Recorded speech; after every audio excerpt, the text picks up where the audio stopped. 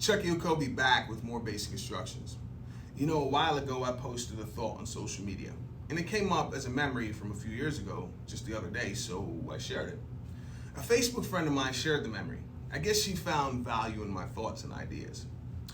The thought I had was, when I think about it, for many of us, our greatest addiction is talking about our problems. Let's break the habit and talk about our joy. I always appreciate when people find value in my online content. I see it as an indication that maybe I'm not crazy. I don't know. Sometimes I wonder, after all, most of the time, I'm alone with my thoughts. There's nobody in my mind but me, right? So thank you, Connie, for sharing that. I appreciate you. Mahalo. What's really funny, though, is the comment that I noticed on her repost. One of the interesting things about social media is when we challenge each other's thoughts and opinions. It can lead to a lot of arguments in the comment feed, which I'm sure you'd agree can definitely be fun to watch from a distance. Other times, it can be revealing about what's happening in the mind of the person who posted the comment, deeper in their mind, beyond just their opinion. Now, the commenter, she's entitled to think and feel differently than I do. It's all good. What confused me, though, about her comment to Connie is that she responded to my quote with, "Yeah, but ignoring your problem doesn't make them go away." And you know what? She's 100% right. Ignoring them won't solve them. I'm just drawing a blank as to when I suggested we should ignore our problem. I'm pretty sure I never said that because when I think back in my mind, I've never even thought that. But I am grateful for a challenge. It's inspired me to clarify my thoughts and where I'm coming from. Let's go deeper. Now I'm curious, was her challenge presupposing we should talk about our problems and maintain that habit of focusing on what we don't want, talking about that all the time?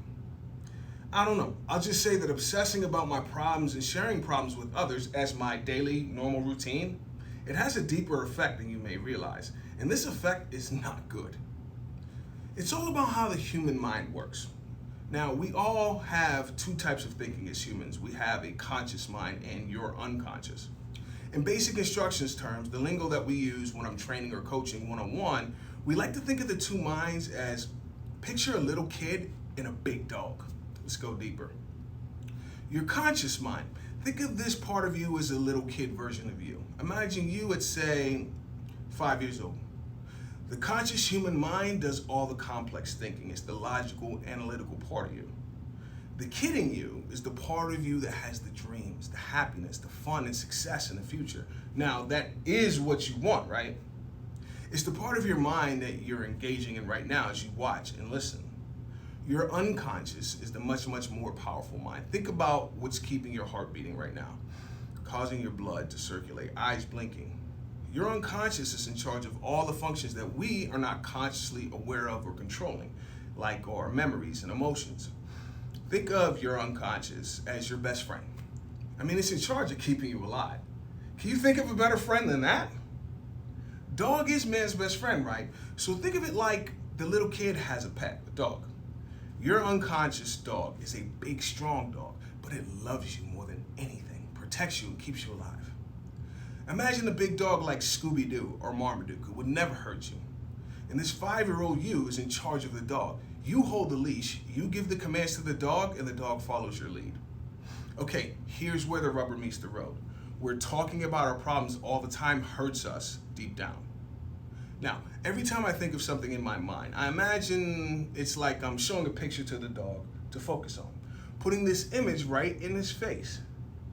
It's like we're playing fetch, and this picture is what I want the dog to go fetch for me. Now, he loves you. He wants you to have what he believes you want.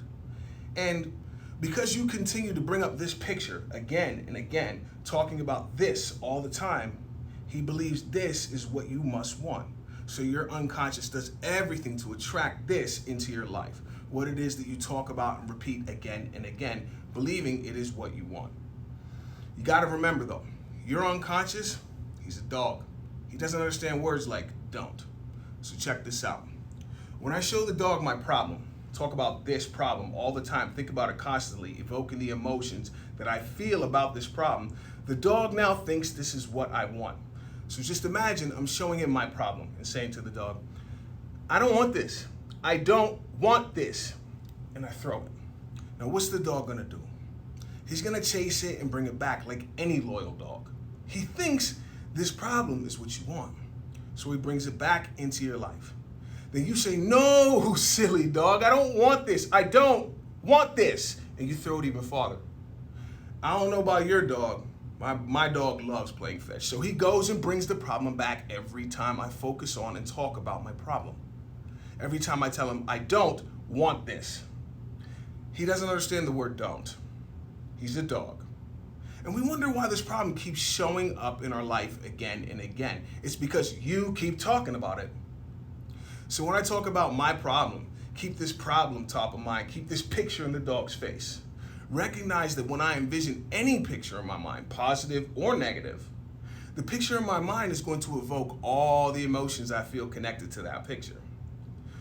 So when I'm consciously talking about my problem, the picture of my problem comes to mind with all the negative emotions attached to my problem. The anxiety, the frustration, the guilt. And as I'm talking about my problem, this is what I'm feeling in the moment. Doesn't feel good, does it? So when I'm talking about my problem, bringing the picture of my problem to mind, realize you're showing this picture to the dog, to your unconscious. Now, dog is man's best friend, and God knows how much I love my two dogs. Your unconscious wants to please you. It wants you to be happy, like your dog bringing you your slippers or giving you that precious gift of a random stick from outside, right? The thing is, he's a dog. He's smart, but he doesn't think in the complex ways that you and I do in your conscious mind. The dog is powerful, but it has a simpler mind. He doesn't understand words like don't. It does, however, recognize what you were showing a picture of, your problem, and he thinks that's what you want. So when I talk about my problem again and again, I keep feeling the emotions of this thought. This is the picture I'm showing the dog. And because the dog loves me so much, he wants me to have what I want. And because I keep showing him this picture, talking about it over and over, he thinks this is what I want, even though I'm talking about what I don't want. So Connie, thank you. My point is this. Think about what you do want, and the dog will go fetch it. Think about what you don't want. Either way, the dog will go fetch it. So when we're talking about how bad things are, imagine if you switch your focus in your mind to what you would love to experience. What would bring me joy instead of problems? It's easy to do. Try this. Just think and ask yourself, what's the opposite of the problem that I'm thinking and talking about? And once you get that answer, focus on that instead, so that your unconscious can go fetch that and bring you joy. Now the dog is actually helping you solve the problem instead of perpetuating it. When we talk about our problems as a habit, we are giving energy to what we don't want. We are actually keeping the problem around. As long as our main focus is our problem, the problem will always be there. It becomes a mainstay in our life. So you are correct.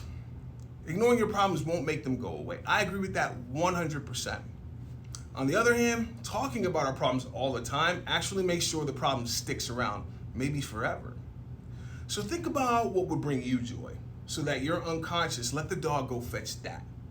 Now, instead of random sticks from outside, let the dog bring to you the gift of joy inside. Success is simple if you know the basic instructions.com.